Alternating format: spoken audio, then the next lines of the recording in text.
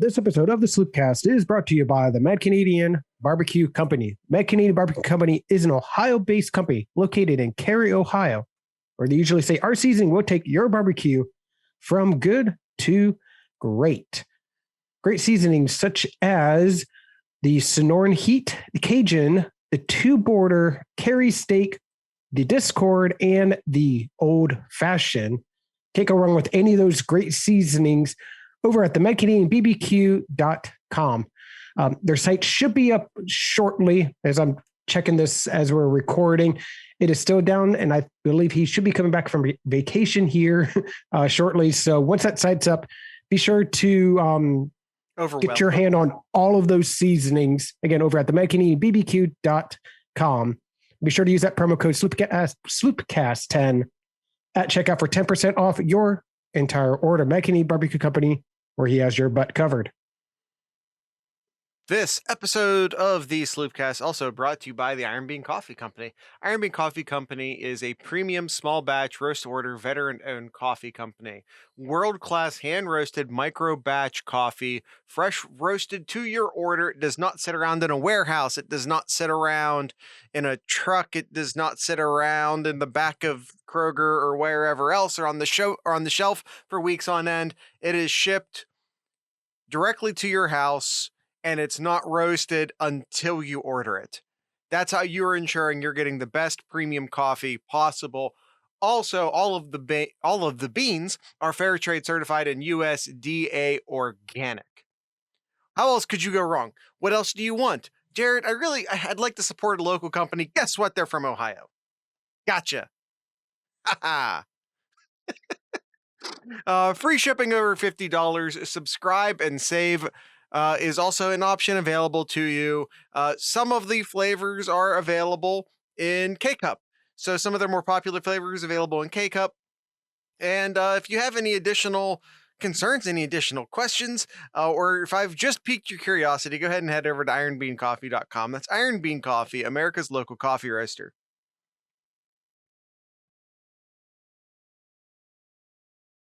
Hello, YouTube. Hello, Sloopcats in our Discord. Hope everyone had a good weekend. It is officially August now, and we are just a few days away from fall camp. Yes, sir. Yes, sir. Yes, sir. I think it's all stuff we can handle during the actual show. For anyone who might be new to the show, because last week's episode, actually the last 2 weeks of episodes, crossed over into like regular college football spaces on YouTube. And boy, did the comment sections get fun on those. Yes. Keep them coming. Keep them coming. I love it. I've been in there fighting with them. It's the best. Jared loves fighting on the internet. It's a passion of mine. All right, let's go and hop into it, Jared. Okay.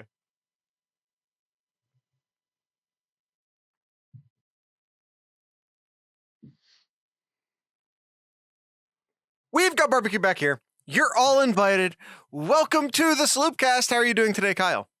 Doing pretty well. How are you doing, Jared, today? Kyle, I'd like to answer a question from one of our mods over in the Discord server, Nomad. He says, ask Sloop, #AskSloopcast. Is it official? Is this the season 7 debut? And yes, happy anniversary, Kyle. We have now been doing the Sloopcast for a full 6 years, and we're now starting our 7th season of the Sloopcast. There's something to be said about just showing up. Lucky number 7. It's, as we always said, especially towards the first few years, not so much lately, but the first few years, at the end of like almost every episode, what did we always say, Jared? We'll do better next time. We'll do better next time. Quite frankly, we're still trying. One day I will quit interrupting Kyle so much, although really don't hold your breath on that one. And we're getting better with names, trying to do better, pronouncing some names, again, to varying levels of success. But yeah, this is year 7. We are starting year 7. So what? Happy anniversary. Yeah. It's, Okay. As one of our sloop cats, Z Spike says here, anchors up, Jared.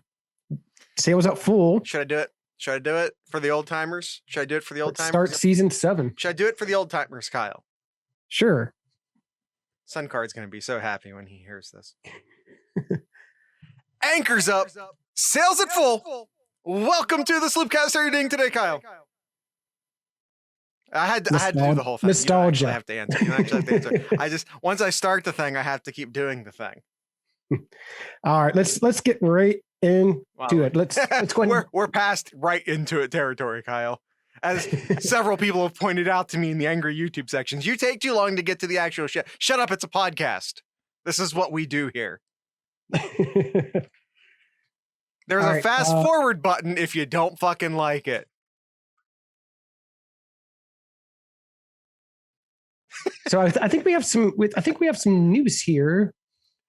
Just a tidbit of news before we get into the main part of our show, and that is basketball related. What? We're opening the show with basketball? God. Yeah, I know. We're gonna kill. We're gonna kill the ratings, Kyle. Well, disappointing news with the Carmen's Crew losing their second game. I think it was the second round. I think it was second or third round. They lost they were up by quite a bit and just could not hold on to win it there. And I think this is officially the end for two well-known Buckeyes. I think this is it for them. John Diebler and Dr. Aaron Kraft. Yeah, Aaron Kraft said that last time too, so we'll see. Yeah. Any more basketball news, Kyle? I'm drawing a blank on his name, but I believe we had a commitment, didn't we? Yeah, we sure did. I don't know why you didn't put it in the show notes. I don't either. Here we go. I apologize. Felix. I just said we're trying to get better. Just said we're trying to get better at pronouncing names. Now I'm going to blow this. Felix. Okpara? No. Okpara. Okpara. Okay. P-A-R-A-R-A. Can't spell either. Yep.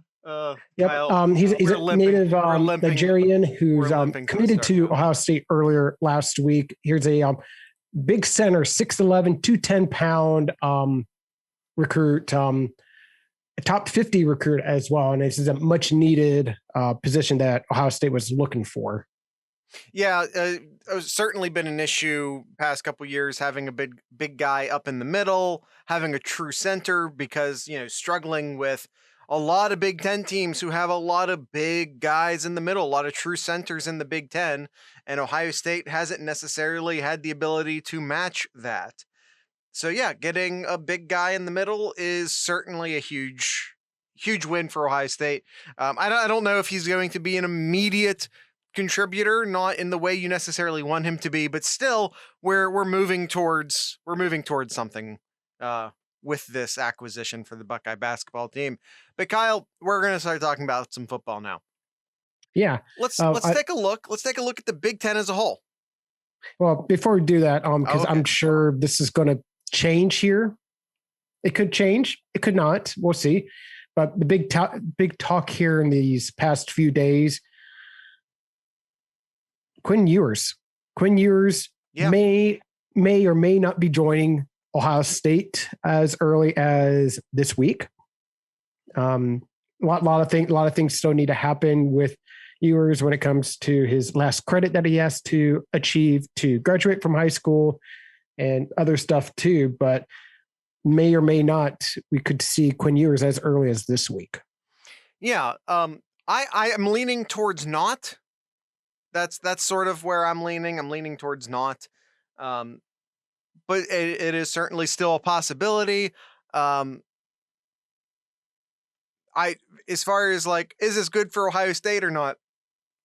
Well, yeah, it is, because You're talking about generational quarterback, and you're absolutely assuring that he's a Buckeye. Not that I feel like he's a flip concern, because I don't, but you're absolutely assuring he's going to be a Buckeye, and you're getting him underneath the tutelage of Ryan Day and the rest of the staff that much sooner. And that's a win. Mhm. And as far as recruiting goes, you acquire as much talent as you can, and you get them on campus as soon as you can. That's how recruiting works. So yeah, absolutely bring him in. And like just trust. Oh, what if so and so transfers? What about this recruit? What about that recruit? You figure it out. Like, Mhm. what happens if Tate Martell doesn't turn out to be the best quarterback you think, as good a quarterback as you think he's going to be? Well, then you go out and you get Justin Fields. You know what I mean? Like, you're Ohio State, you can figure it out. So yeah, bring as much talent in as much as you can, as soon as you can, and you figure Mhm. everything else out later. And it'll be okay. Yep.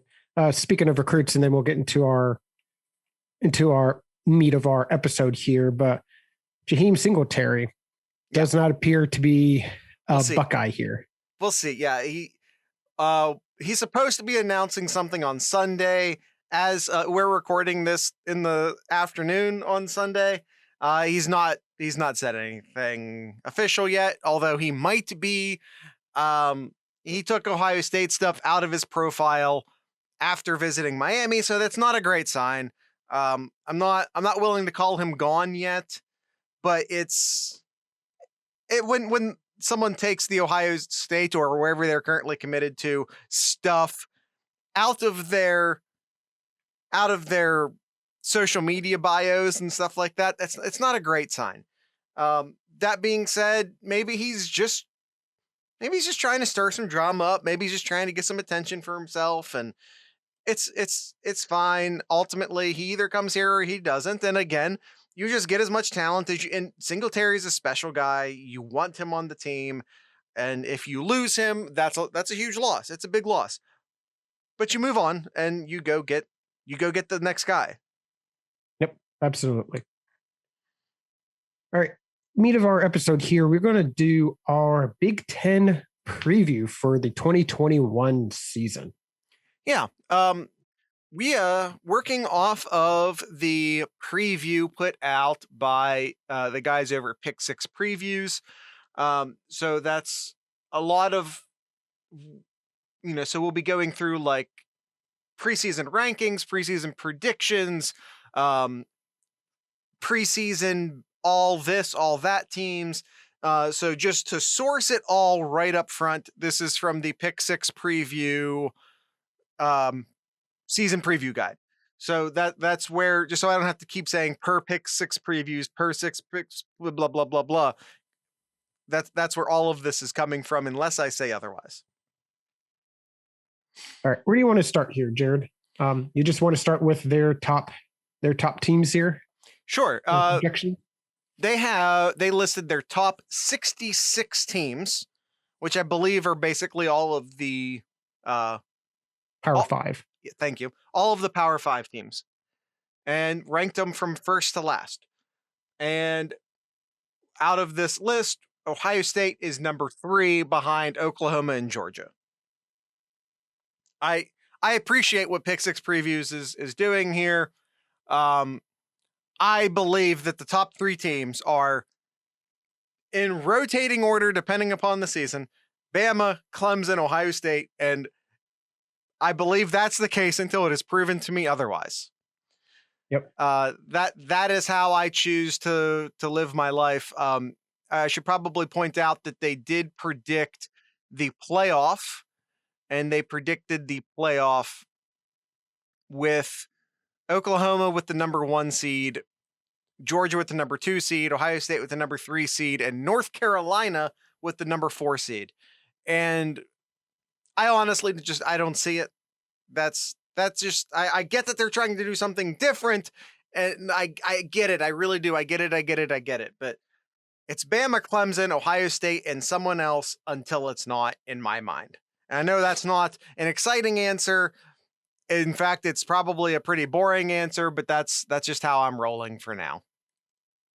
Yeah, I keep seeing North Carolina as the team that a lot of people are, not a lot, but seeing some people pick in coming out of the ACC there. But I agree with what Jared said here.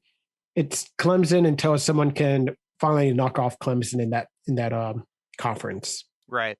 And I get it. They have maybe the best returning quarterback in the country in Sam Howell. I get it. Yep. College football, when in doubt, pick the quarterback. You've heard me say it 1,000 times on this show if you've been listening for a while. When in doubt, pick the quarterback. But I don't have much doubt is the problem here. And I think Uiagalelei is a good quarterback at Clemson. Is he the best quarterback? Is he the top 3 quarterbacks that they've had in the past 10 years? Maybe not. But I still think he's very, very good. And Clemson as a whole recruits a lot better than North Carolina.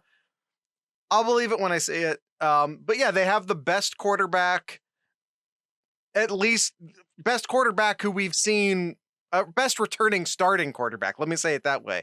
I do think North Carolina is the best returning starting quarterback. Yes, I know this is supposed to be a Big Ten preview, but you start here and you work your way down. All right.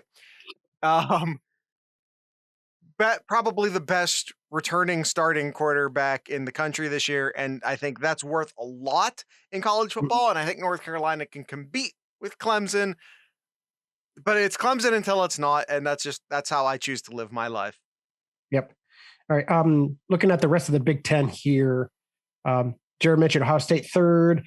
The next Big Ten team in the Pick 6 rankings here is Wisconsin at 13. Yikes. And then Iowa at 15, Penn State at 20, Indiana at 25, Nebraska at 36, Minnesota, Michigan 37, 38, Northwestern at 42, Purdue 46, Michigan State at 53, Rutgers 56, and then Illinois and Maryland at 60 and 61. Okay, so overrated, underrated. You wanna toss out any? You look at those numbers. Anyone there either overrated or underrated per your opinion? To be honest, like I really don't see an issue with like the top 4 there, maybe even top 5 of the Big Ten teams there. Ohio State, Wisconsin, Iowa, Penn State, Indiana. I honestly don't have any issues with those rankings there. Nebraska, I think that might be a little too high. I don't really see what's changed or how they can be better than they are right there. It's slightly Minnesota. Too high, Minnesota. I think Minnesota might be a little under, but I know they lost a lot of talent, so that might be why they're ranked so low. But man, when you got Muhammad Ibrahim as your running back there, and projected to be one of the best running backs in the country, I don't know. I think Minnesota might be a little underrated there. I think they have a fairly good returning offensive line group as well. So, I'm not saying it's an amazing, but it's a very good returning offensive line in Minnesota. I just don't necessarily know. Are they coming? Is that good enough in modern college football? Is it good enough in modern college football to have a pretty good offensive line and a really good running back? In modern college football, is that good enough? And if the conversation is that enough to be number 37, yeah, it is. But yeah, I agree with you. I think Nebraska is slightly, but only slightly, too high. Minnesota could probably be a tad bit higher. I think Rutgers could be a tad bit higher. Yeah, I thought Rutgers could be a little bit higher too. They're, again, maybe we'll talk about this in a year or two, but Rutgers recruiting's a lot better right now. Man, how far Maryland has fallen. Like looking here way down at 61. Like Maryland, for a while, I was like, oh, Maryland's going to have this really good offense with the new head coach there. I'm drawing a blank on his name, so I apologize. The the guy from that came from Alabama to coach Maryland. Yeah.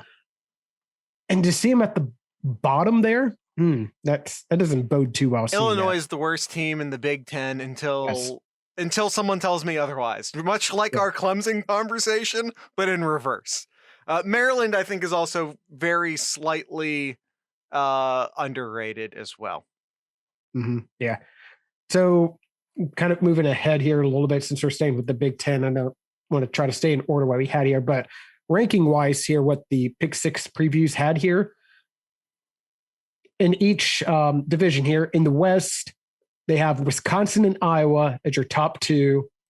Then they have tied Nebraska, Minnesota at third, and then Northwestern, Purdue, and Illinois at the bottom part of the Big Northwest division.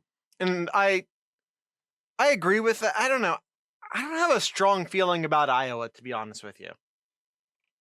Who would you put in replace of that, though? Probably Minnesota. I feel, Kyle, is it finally time to row the damn boat? No. Okay. No. You just really took the winds out of my sails on that one, which is fine because I was going to row the boat. But yeah. I don't know, Kyle. Maybe it's time to row that boat. All right. Well, I don't agree. I honestly don't have a problem with this. Northwestern, I don't know. I feel like Northwestern, well, I think we'll get into this a little bit more. I just don't have a good feel about Northwestern this year. I believe, and I'm trying to quickly scroll through here. I thought they're losing quite a bit here from last year, especially on the defense. Yeah. On offense, they lost a lot of production compared to last year. So they have a lot of shoes to fill on their offensive side and defensive side too. So they got a lot to replace. So maybe Northwestern, I know that Nomad in our Discord saying Northwestern needs to be moved up. I don't know. I might agree. Maybe that fourth or fifth spot might be right for them just because of who they lost. Yeah. Northwestern, I think, is a very good team. Sometimes they cycle up and they cycle down because they can't simply replace talent the way Ohio State does. And I think this is just going to be a down cycle for them. And that's fine. That's who Northwestern is. They have their up cycles. They have their down cycles. I think this year's just a down cycle and they'll be back. Yep. All right. And then in the East, they have Ohio State 1, Penn State 2, Indiana 3, Michigan 4, Sparty 5, Rutgers 6, and Maryland 7.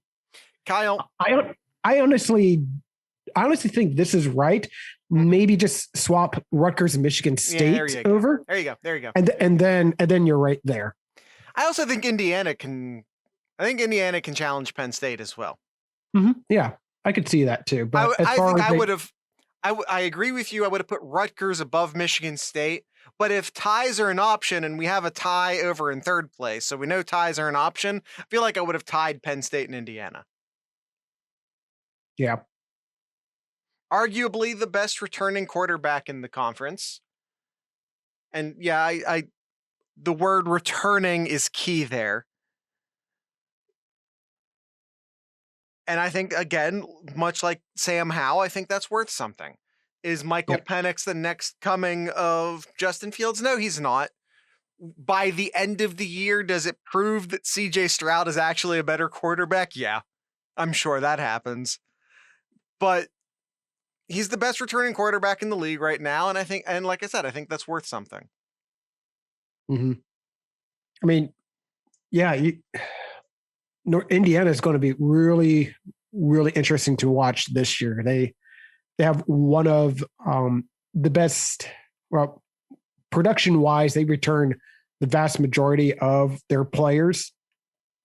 That very significant on their offense there and defense too. Wow. Yeah, they got a lot of players returning. So yeah, definitely watch out for Indiana. They could definitely be right there on that cusp of passing Penn State here and getting that number 2 spot in the Big Northeast. My problem with Indiana is that they're weak in the trenches on both sides.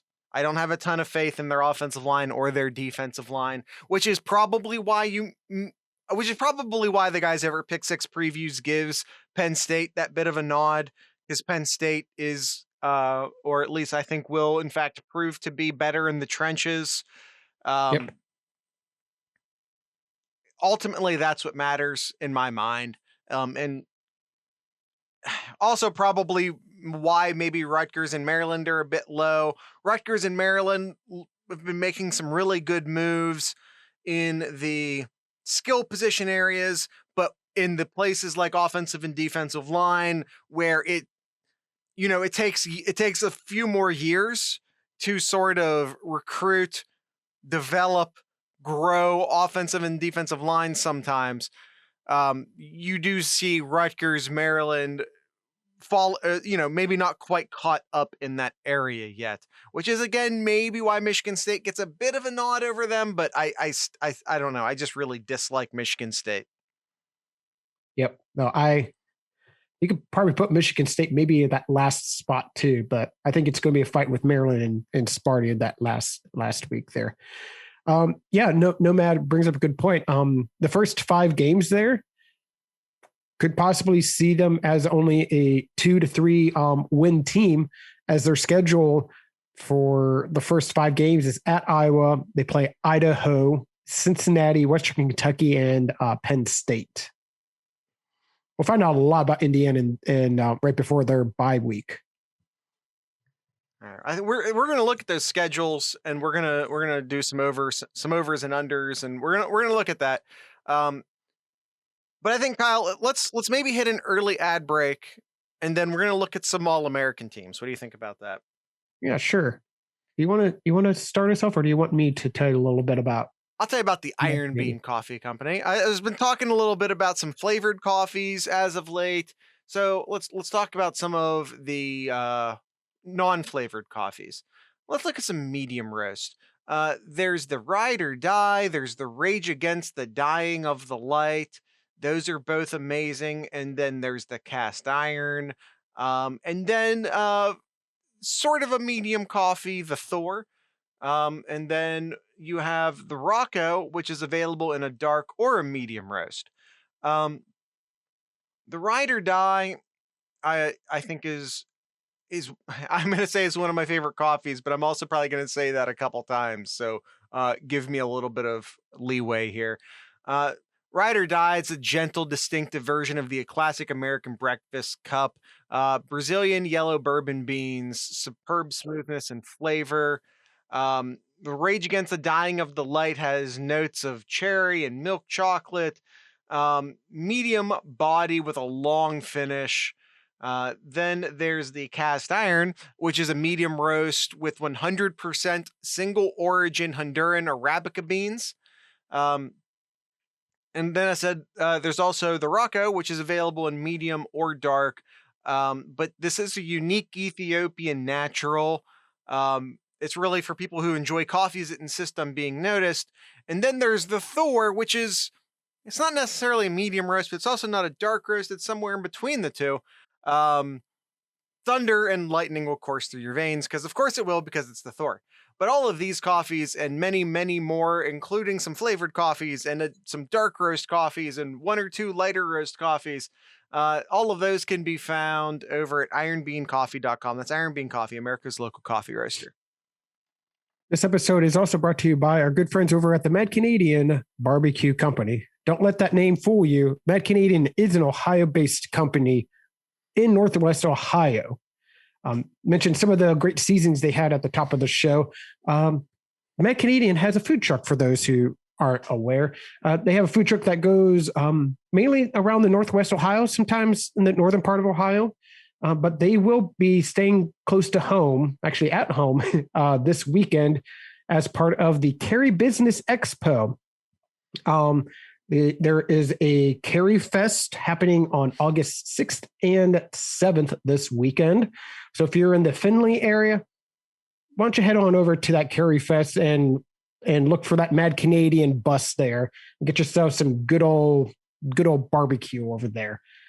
They use all of their spices in their meats for anything that you purchase there. Just overall, just great food. My parents have gone there a number of times. They'll go back again. It's obviously really, really good food. Once their website is back up, which they should be back up here, hopefully sometime soon here as Mad Canadian took a little bit of a break. Check out all the seasons you can over at the Mad Canadian Barbecue Company, the Mad Canadian BBQ.com, and use that promo code SloopCast10 at checkout for 10% off your entire order. The Mad Canadian Barbecue Company, where they have your butt covered. You know, Kyle, speaking of having some randos in the comment sections last week, I had someone try and tell me that we shouldn't spice our barbecue. He's just throwing the meat in there, nothing on it. Ooh. Yeah, What? Exactly, Z Spikes. What? Who the hell does that? What? Good barbecue doesn't need spices. You aren't invited. you can stay home. All right, Jared, let's hop back into it here. So going back to the pick 6 preview rankings here. So looking at some of their first, second, third, and fourth teams here, both offense and defense here. Gonna name some names off of the Big Ten that's in each of the teams here. So starting off with the first team offense, quite a few Big Ten teams here. Quite a few. Yeah. Starting off with, mentioned him once already, Muhammad Ibrahim in Minnesota as your first team preseason running back. And then also in here, you got wide receiver 1A and wide receiver 1B for Ohio State, Garrett Wilson and Chris Olave. You have offensive lineman Tyler Linderbaum in Iowa, and also our good old Thayer Munford as well. Yeah, first team defense includes Haskell Garrett of Ohio State, obviously. Mekhi McFadden from Indiana, and Tywan Mullen, also from Indiana, linebacker and defensive back, respectively. That was the word I was looking for. Indiana making a good showing for themselves on the defensive side of the ball, getting 2 guys on the All-American first team defense. Yeah, no, absolutely. And then to finish it off here, second team, Ohio State has Nicholas Petit-Frere, second team offensive lineman, third team wide receiver David Bell from Purdue, tight end Jake Ferguson from Wisconsin, and wide receiver Ty Freifogel, wide receiver in Indiana, and fourth team overall. And yes, Nomad, I agree. Where is our good old tight end at? Not even in either the first, second, third, or fourth teams here from Pick 6 preview. That's a crime. That is. That's a crime. So Ohio State's fault for not throwing to him more often, but a crime nonetheless. On the defensive side of the ball, defensive lineman from Purdue makes second team. George Karlaftis. You can tell me I'm wrong on that one. New rule. It's a new rule, but it's now an old rule. You can't just tell me I said a name wrong. You have to tell me how to pronounce it. That's the rule. If you tell me I pronounced it wrong, you have to then follow up with a phonetic spelling of how to say it correctly. We must learn together. No Big Ten players make the third team defense, but 3 players make the fourth team. Jake Hansen from Illinois, Jack Sanborn, linebacker from Wisconsin, and defensive back Cam Tyler Britt from Nebraska make the fourth team defense. So really no surprise here. You're only seeing one defensive player from Ohio State making first, second, third, or fourth team here. There's a lot to be proven from this defense, especially from what we saw last year. So no surprise to see very little showing here. Well, also a team that didn't perform well, but also a huge amount of turnover. A lot of turnover from last year's Buckeye defense. So, who's the returning star from last year's defense? Other than Haskell Garrett, of course. We already talked about Haskell Garrett, Nomad. Other than Haskell Garrett. Seven Banks, sure. Was he serviceable last year? Yes. Was he a star, though? I think he'll be a star this year. But was he a star last year? Because I don't think he was. Um, I expect a lot of things from guys stepping up this year. I expect a lot from Zachary Harrison coming up this year, but does he deserve to be on any of these lists based off of past performances? No. So it's not, like Kyle said, not a huge surprise for a lack of Buckeyes showing up on the All-American defense. But a decent showing on the offense, placing 3 people in the first team, getting your second offensive tackle in the second team. Nothing wrong with any of that. Nope, Especially absolutely. considering how much production they lost on the offense. You lose your quarterback. You lose your most productive running back. So yeah, considering everything they lost, it's fairly. Nomad, am I correct? Hearing not a single not a single Michigan player, nor a single Penn State player mentioned in those All-American teams.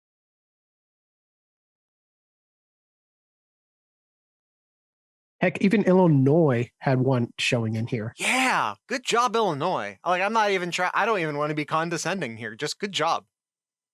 That's it. That's just me being sincere. Good job, Illinois. All right, where do you want to go off next here, Jared? Do you want to stick with the same program and just go with Big Ten offensive and defensive, or yeah? Let's just do the first team and second team Big Ten. First team, second team, Big Ten quarterback Michael Penix gets first team quarterback. Olave and Wilson, of course, get the wide receiver spots. Of course, they got All American. Of course, they got All Big Ten. And Munford and Faree get 2 of the spots along the offensive line. CJ Stroud does get second team quarterback, which is impressive considering he's never started a game. Or is that impressive for Ohio State and CJ Stroud? Or is that a knock against the rest of the conference and their quarterback play?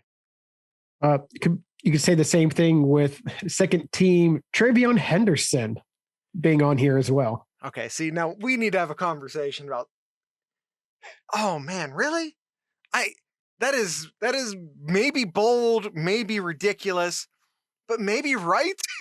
They seriously. Now, it should be noted that they do 2 running backs per team. So that's probably like them saying he's the 4th running back, not the 2nd running back. Mm-hmm. But still, he's a true freshman. But I still got an issue with this, Jared. What's that? The tight ends here. Uh-huh. Where is our tight end at? Yeah. Yeah. Nomad, if you're mad that Rutgers didn't make the All-American tight end list. No, he's not playing in the slot. I hate to break it. All right, and then defensively here, Haskell Garrett making first team, as well as Seven Banks. Yep. And then second team, you got Zach Harrison, and that's it. So you got those 3 players for your first and second team for Big Ten. Yeah. Let's just go through the entire first team. Michael Penix, Mohamed Ibrahim, Tyler Goodson, Wilson Olave, David Bell is the 3rd wide receiver from Purdue. Jake Ferguson gets first team tight end from Wisconsin. Linderbaum, Munford, Pete Faree, offensive lineman, and as well as Rasheed Walker from Penn State and Logan Bross from Wisconsin.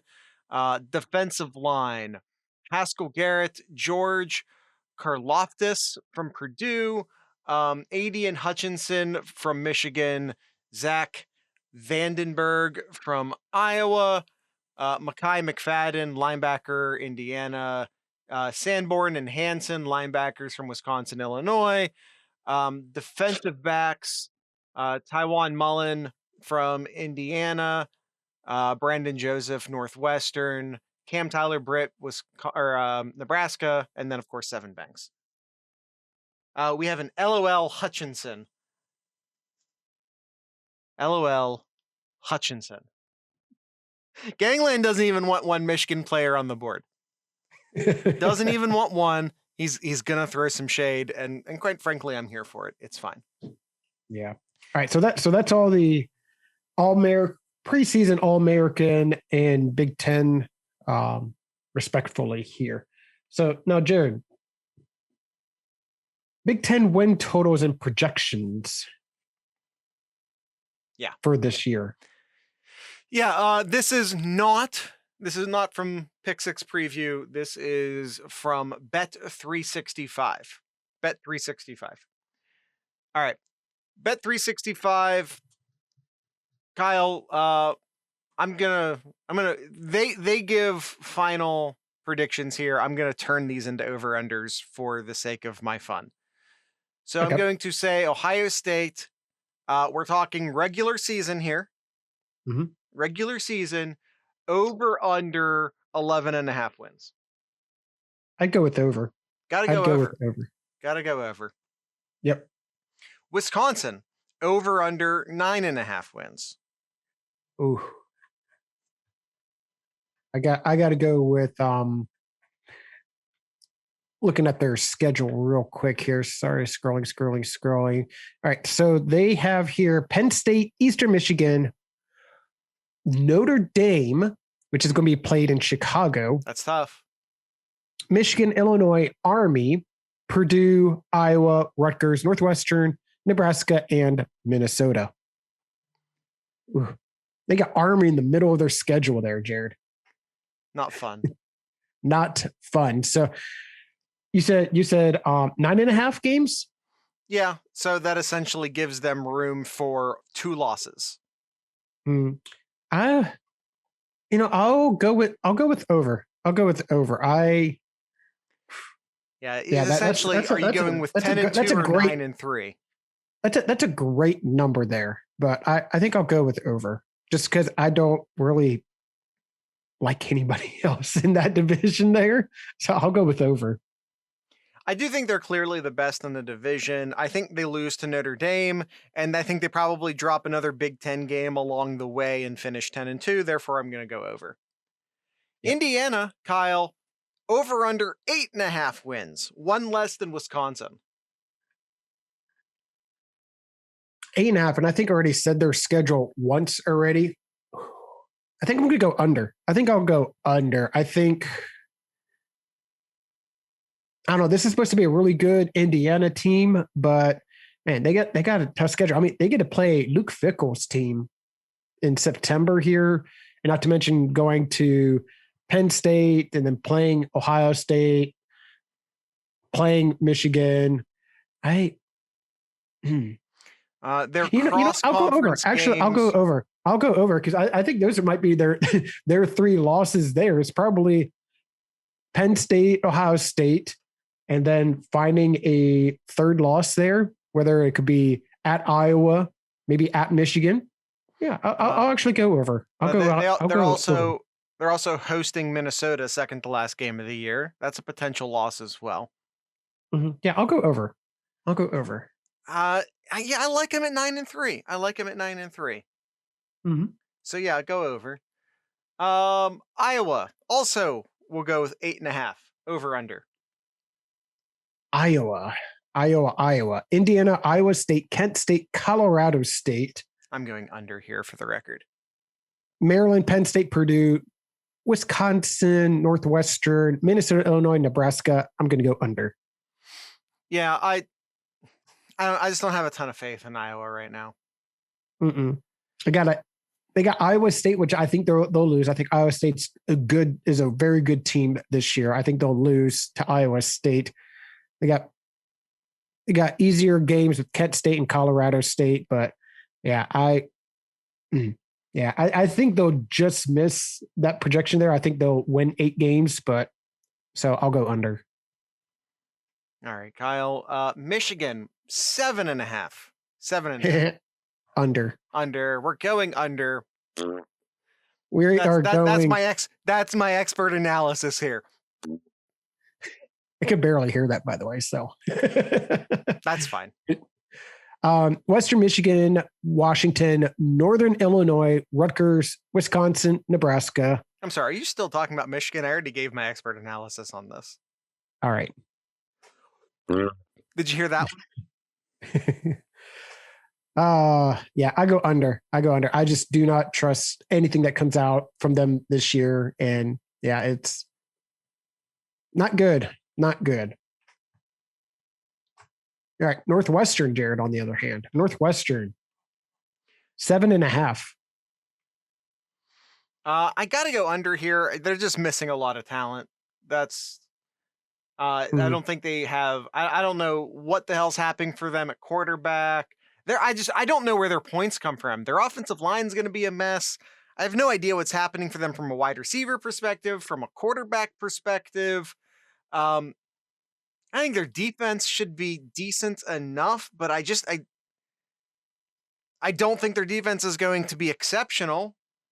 I think it's going to be a middle of the road Big Ten defense. Yeah, but I just don't know where their points come from. Yeah, I agree. Pick Six Preview says here in one of their last sentences in their preview for Northwestern, quote, they are ranked dead last in Power 5 in returning production, meaning this year falls into the, quote, rebuild category. Yeah. Nomad says they will lose one of either at Duke or Ohio.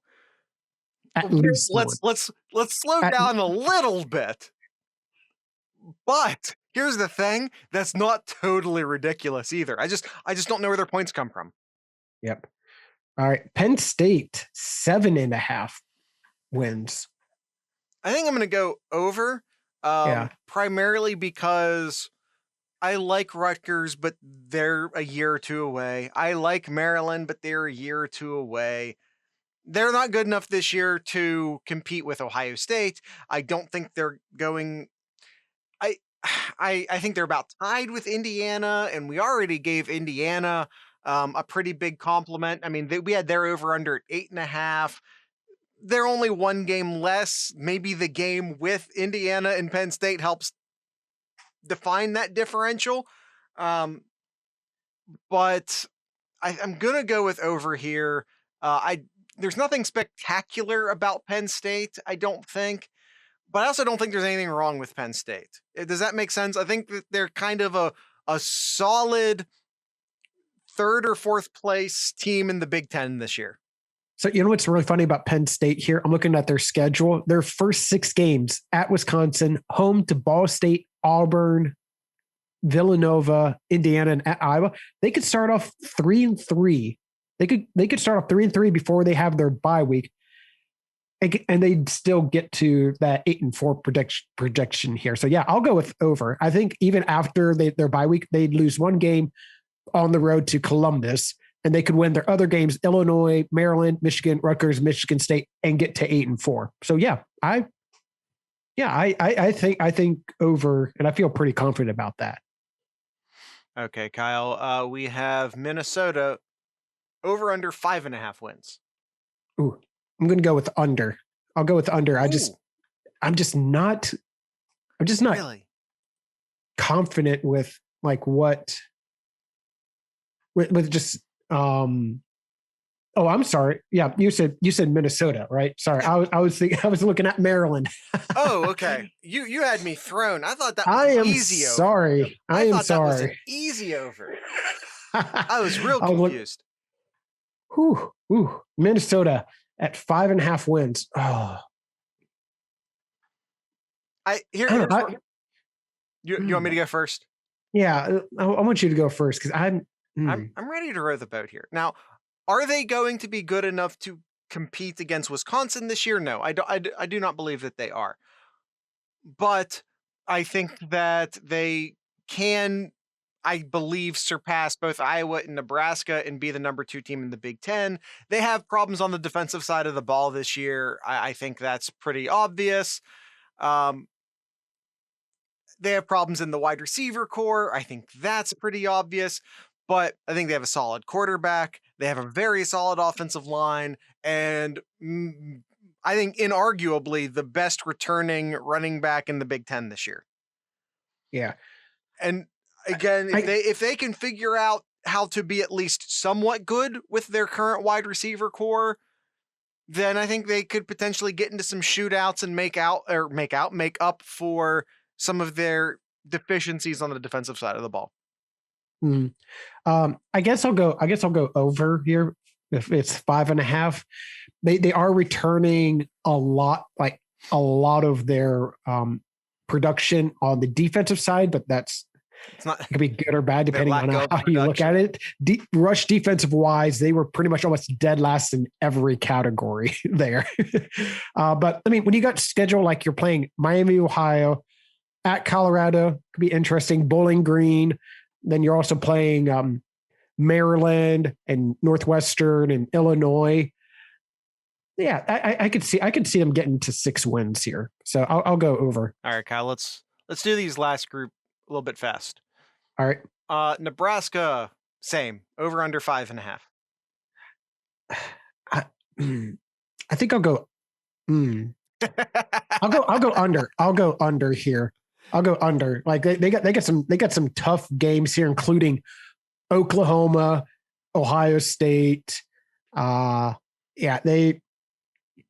It's in Wisconsin there too. Yeah, I'll go with under. They're just kind of a below average Big Ten team this year, pretty solidly across the board. Nothing great, nothing spectacular. Like kind of just a below average team this year. So I think 6-6 is probably about right for them. So I might say over just because I think they can hit 6-6, but I don't feel great about it. Mm-mm. All right, Maryland here, 4.5 games. Offensive line's a mess. I don't know. It's hard. It's hard to feel too hopeful, honestly. The defense is a mess. The offensive line's a mess. They should be pretty decent in the passing game, but I think that's about it. Nomad brings up a good question. Do they play Texas this year? They do not. They play West Virginia this year. They do. They open it up with West Virginia. Play Howard, Jared. They play Howard as well as Kent State. And I think before their bye week, after they get thwamped by Ohio State, I think they'll only have like 2 wins before they go to the bye week, and then them trying to find another 3 wins to get above 4.5. Nah, I'm not seeing it. I'll go under. Yeah, I probably agree. I like Maryland's direction. I just don't think it's there yet. Michigan State 4.5 wins. Under. I'm gonna call under. Under. Yeah, I don't see what is there to be optimistic. They got 1 win against Western Kentucky. I think their defensive line will be not embarrassing. And they play Youngstown State. There's 2 wins. Hey, there you go. But yeah, that might be it. Yeah, that's maybe it. They do go to Florida and play Miami. Oh no. Oh no. Yeah, no, 2. Yeah, I'll go under. Under 4.5 wins. Purdue, same. Purdue and Rutgers. We'll just kind of combine them. Purdue and Rutgers 4.5. Yeah, let's combine them. I think I'll go. Yeah, I'll agree with Nomad here. I think I'll go over. I think I'll go over with both of them there. Yeah, I think like right at over. Mm-hmm. Illinois. It really depends for Purdue's sake. It really depends on their first 3 games. Is really interesting. All 3 of their out of conference games are all against Power 5 teams: Oregon State, UConn, and Notre Dame. Hey, it's better than like playing Who was it? They're playing Howard or Youngstown State there. Yes, UConn football. Yes, UConn football. I think they can get over there. I mean, they play Illinois. I think they'll beat. I think they have a chance to beat Minnesota there. They play Sparty, and I think they can get over. I think they get to that 5 wins there. And Rutgers, on the other hand, we talked about Rutgers too. Maybe even fighting to maybe passing Michigan State and maybe even Michigan. I just don't have a lot of confidence with Michigan this year. So I think Rutgers will step in the right direction this year. I don't know about that one, but yeah, I'll go over. Okay. And then the last one here, Illinois under at 3.5. Under. I'm just going to keep saying under. I don't even know who they play, but we're going to go under. Yeah. I think, I mean, they got a player on the All-American 4th team. So good job, Illinois. Mm-hmm. I see 2 wins. Before the middle of October.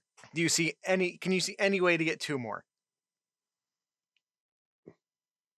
If Virginia's any good.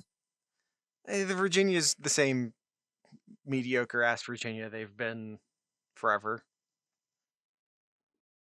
Could they get a win over Rutgers? Maybe a win over Northwestern. No. Maybe there's 2 more right there.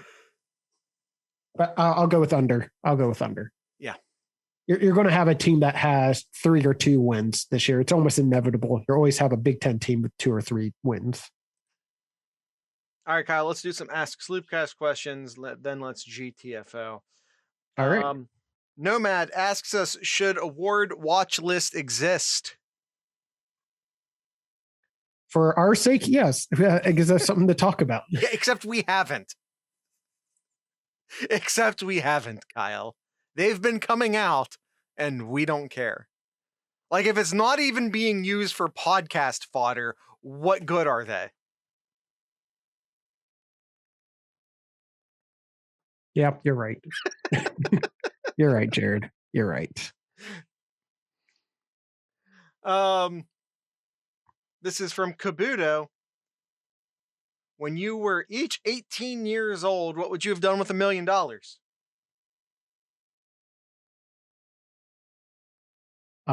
Maybe stayed in Ohio.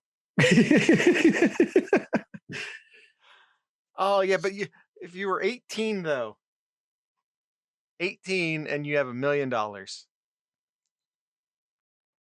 dinosaur ribs for dinner. That's thinking outside the box. I really don't know that. Like my answer is probably going to be boring, but I honestly probably do the same as what I would think right now is I would kind of just invest that and save that, make that money grow. I'd be boring. One word, Bitcoin. Bitcoin.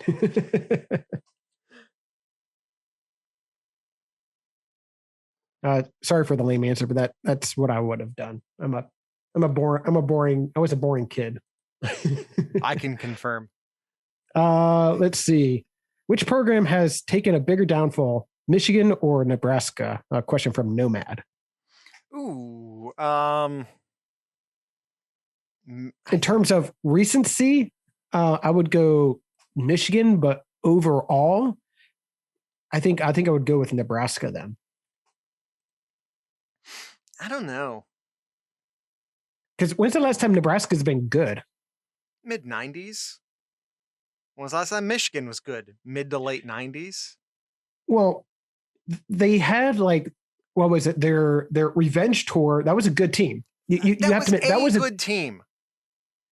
Team. When was the last time Nebraska had a good team?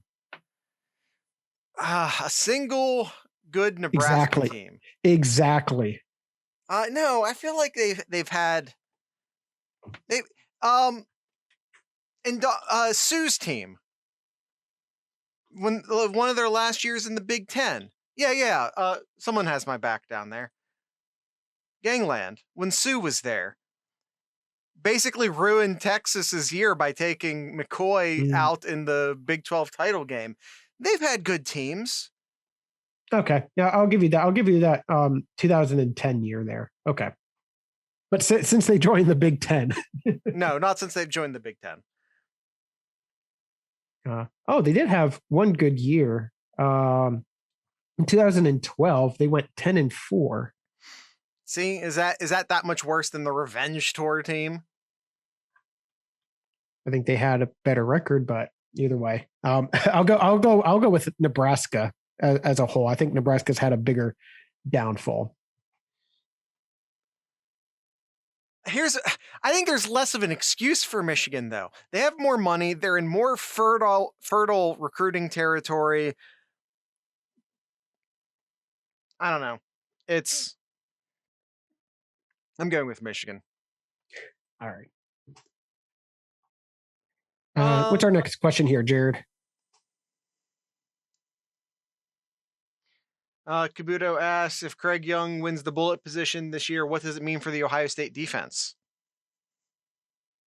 By the way, Stewart _84 US Vet answered this in the Ask Sloopcast section of our Discord server. It says it means they have a 6'3", 220 bullet. And quite frankly, I really just want to see Ohio State finally embrace the bullet position, and I think Craig Young would be a great fill for that. I don't know. I take it as a positive. Ohio State, that's sort of Ohio State embracing like a best 11 approach on the defense, and I'd be all for that.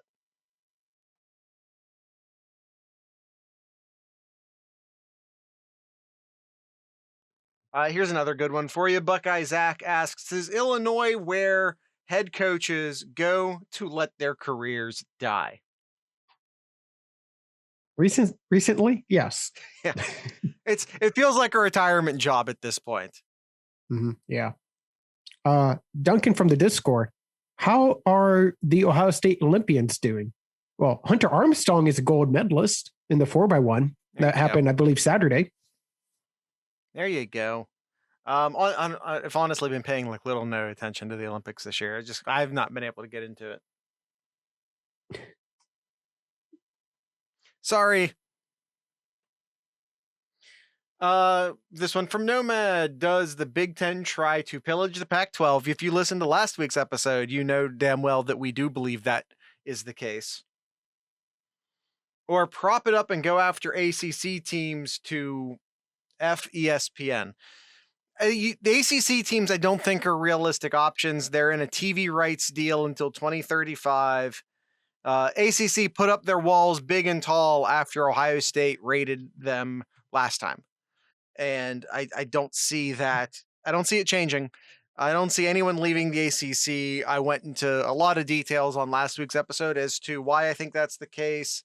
I know I've seen a lot of people pissed off at the idea that Ohio State would go to the Pac-12 to expand, and they say, go get Pitt, go get Florida State, go get...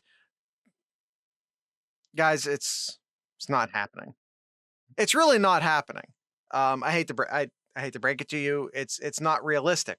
And I think Virginia and North Carolina would be great fits for many reasons, although again, people are pissed off at that idea, especially Virginia, because Virginia's not very good at football and blah, blah, blah, blah, blah. I'm telling you what the Big Ten presidents want. The Big Ten presidents and chancellors want a place that is academically great before they even consider athletics. Mainly research. It's all rolled together. The money comes from research.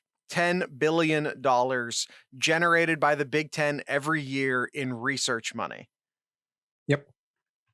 If you aren't academically sound, the Big Ten does not want you. You cannot like it. I cannot like it. We can all not like that that's what the Big Ten's doing, but that's what the Big Ten's doing. And again, be mad about it, but they're universities with these are universities with football teams attached to them, not football teams with universities attached to them. They are universities first. And the Big Ten cares first and foremost about academics and research grants and patents and all of these things that generate actual money. Mm-hmm. Athletic money just funds more athletics. That's all athletics money does. Goes right back into the athletic department, and that's about it. Research grants build buildings. Yes. Last bit of tidbit news here. I'm not going to spoil it because it is behind paywall here, but a certain player that made the all Big Ten team that we kind of were joking around. Mm-hmm. Okay, you've made it very obvious, but please continue. To go in here and explain that this particular player has been one of the hardest workers over the summer. And so there might be a little information on why this particular player got so-called Big Ten ranking or Big Ten second team running back. Yeah, just say it. There's a reason here. So if you want to know a little bit more information, check out the Buckeye Scoop. Ask the Insider. So you got to be a member for that. But some good information there, guys. Henderson's going to be great. I'm not saying otherwise. I think he ends up starting by the end of the year. I'm not saying otherwise. It feels a little bit much to put him. Again, there's 2 running backs per team, so they're actually saying 4th best running back. And again, he might be first team, or because there's 2 running back spots. He might be first team post season Big Ten running back. It just felt like a bit much to put him in there. Mm-hmm. Anyway. All right. That's it, Jared. I think that's the end of today's episode. Yeah, that will be the end of today's episode. Let's see. Want to encourage everyone to check out thesloopcast.com. All that is a landing site filled with links. Yada, yada, yada, yada, yada, yada. Kyle, what do you have in Kyle's Corner this week? Something unrelated to football, but kind of related to football. Madden NFL 22. Excuse me while I zone out. their rankings just came out, and four Buckeyes have earned 90 or above rankings. They include Michael Thomas at 94, Joey Bosa and Cameron Hayward at 92, and Nick Bosa at 90. And yes, Gangland, another year, another recycled game. Yes. When's the last time any of us have bought Madden? I'm curious if anybody's. I know I haven't since probably. Oh God. No, that says 2020. Was that for you or for a kid? Oh no. Played it twice. God, I want to say it's got to be like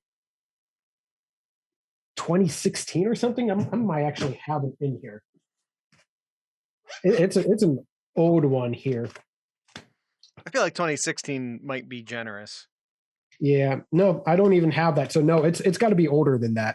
It's older than 2016. Yeah, NCAA 14. Yes, that sounds probably about right. I can't wait for the newest NCAA to come out. I hate to break it to you, Kyle. It's still EA Sports. I don't know why. I don't know how we can hate on Madden and then be super excited for NCAA. It's going to be the same thing. I hate to break it to everybody. It's going to be the same thing. I'm sorry. Do I have to be the one to tell everyone that? Do I have to be the asshole? Yes, Jared, you have to be.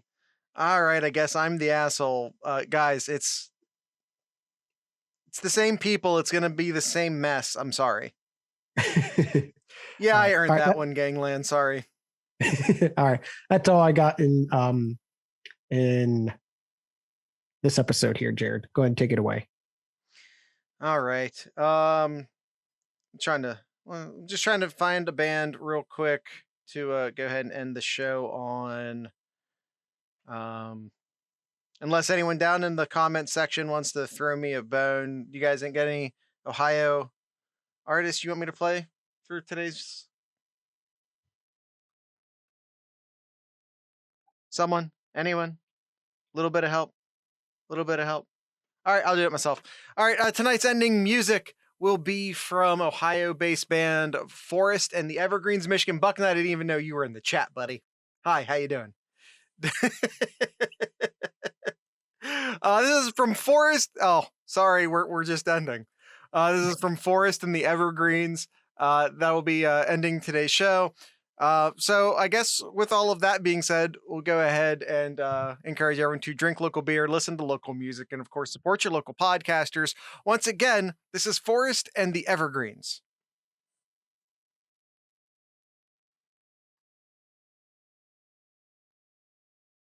This is the part of the show where I just sort of zone out and mentally recalculate.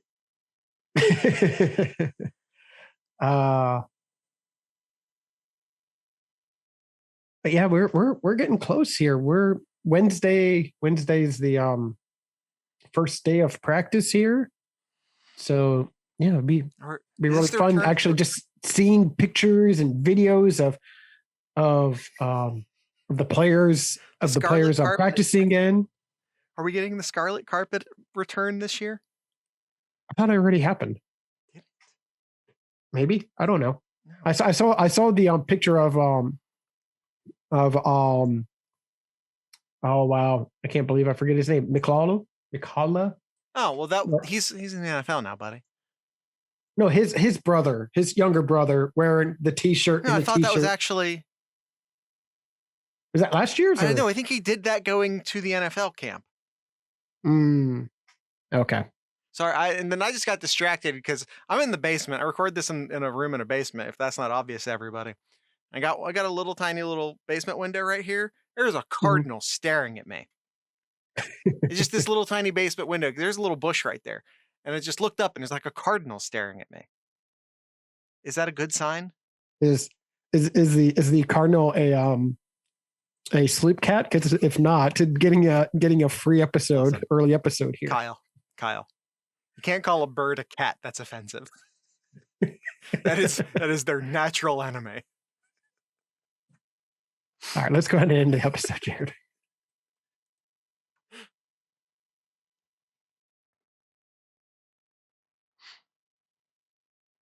All right. I want to once again thank Forest and the Evergreens for ending today's show, and I want to thank the Iron Bean Coffee Company for sponsoring today's show. I want to talk to you about the Big Shebang. What the hell's that? It's a thing offered by. Oh, there's only 4 in stock. Y'all better hurry. It's called the Whole Shebang. It's a sampler pack from the Iron Bean Coffee Company. You can get this whole bean or ground. You essentially get how many are there here? You get 2.5 ounce packets, 12 2.5 ounce packets of coffee. You get the Fear No Evil, the Fierce, the Integrity, the Drink of the Skull of Your Enemy, the Odin, the Dark Rocco, the Thor, the Medium Rocco, the Ride or Die, the Cast Iron, the Rage Against the Dying of the Light, and the Loki. So if you hear me saying all of these different coffees and you're just not sure which one of the ones you want, and maybe you're just getting into coffee for the first time and you're just trying, I don't know if I like medium roast or light roast, and I don't know if I want an Arabica bean or a Ethiopian bean. I don't know what I want. Well, here we go. I have a solution for you. It's called the Whole Shebang. It's a collection of their best unflavored coffees. These are your standard roast coffees. It brews a total of 64 ounces of coffee. Like I said, it is 12 2.5 ounce sampler bags. You can find that at ironbeancoffee.com. Again, oh, by the way, also available whole bean or ground. Only 4 left in stock. You better hurry. Nomad says that he has a birthday coming up. Feel free to send some his way. Yeah, Nomad, just go ahead and drop your address down in the chat. Go ahead. Go ahead and dox yourself down in the chat for everyone to see. And then maybe someone will do it. And so, yeah, all that being, nope, I'm off. I'm completely off. Iron Bean Coffee Company, America's local coffee roaster. This episode was also brought to you by our good friends over at the Mad Canadian Barbecue Company. Mentioned a lot of the great seasonings at the top. Mentioned where you can catch him in his food truck at the middle of the episode. I'm going to tell you how you can save money purchasing some seasonings here. Now, you can go to your favorite restaurants, Jared, and get some decent food for some overpriced prices. That sounds right? Sure. Or you can buy your own meat from your local deli shop and just put some great seasonings that the Mad Canadian has. Not sure what seasoning to get. Well, Mad Canadian has you covered with their boxed sets. They have the Just Send It, which is their overall just versatile seasoning. So probably a good place to start. Their S&P Bud, their salt and pepper blend, the Snoring Heat, give you that little bit of kick. The Cajun to get that little bit of a Southwest style taste to it, or the Smoked to give it that smoky flavor, of course. You can do the Sweet Heat mix, which is your I call it your chicken wing set. It has a little bit of spicy, a little bit of sweetness to it. 4 Horsemen Discord, 2 Border, and Old Fashioned in it. Or why not get the whole hog, one of each of the seasonings over at the madcanadianbbq.com and save even more money by using that promo code SLIPCAST10 at checkout for 10% off your entire order. Mad Canadian Barbecue Company, where they have your butt covered.